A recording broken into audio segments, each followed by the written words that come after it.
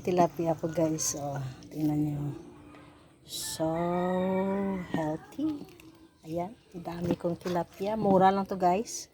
140 yung kilo. So I'm so blessed today. I have this 2 kilos of tilapia. So i-fry ko yan guys. Ayan, so abangan nyo. I-marinate ko yan later. What's up? Okay. So, ito guys. Lagyan ko ng asin, black pepper, asin, at saka vinegar. So, ito guys yung i-marinate ko sa tilapia. Ayan. So, mag-marinate tayo guys. Ayan. Silog-log ko siya dyan guys. Ayan. Lug-lug ko yung isda dyan. Ayan. Ayan. Ang dami yan. Okay.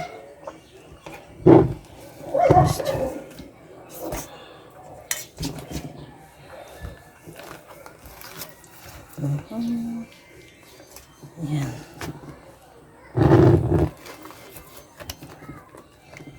Lug-lug ko yan dyan.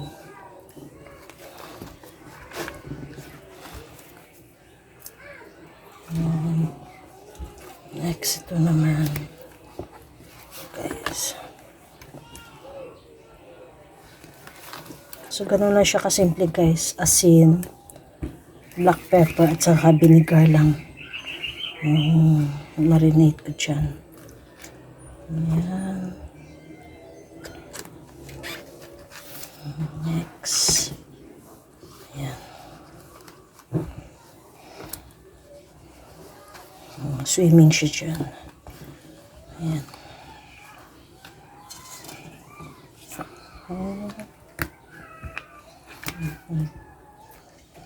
Ayan siya.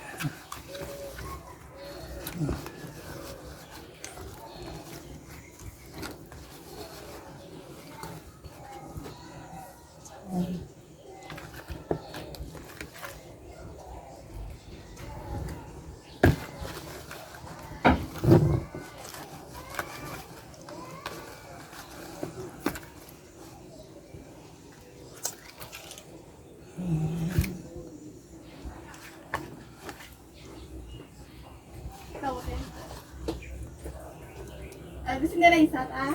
Ako gapahin na blouse ko. Papa? Dali, ang kutubi, day! Nga hang. Arat na daan ko dahil ito panit. Ligoy ka naman. Wait na ko gani. Oh, wala oras sunod sa research ko. Tapos, higit eh. Ay, pati ang gininuna ko sa vlog ko. Bala ko sa nagligoy ka. Ay, bili mo na agad. Inday, Eskwela Mayo.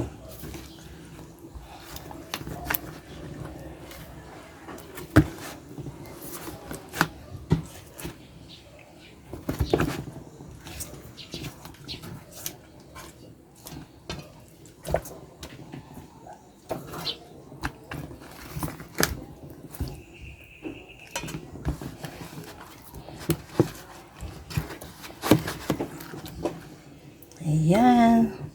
So, ayan ang guys. Yung natira, ilagay natin dito. Ayan. Ayan. So, ayan na siya guys. So, i-marinate natin siya mga 1 oras. 2 oras pwede din. Okay? So, abangan natin mamaya.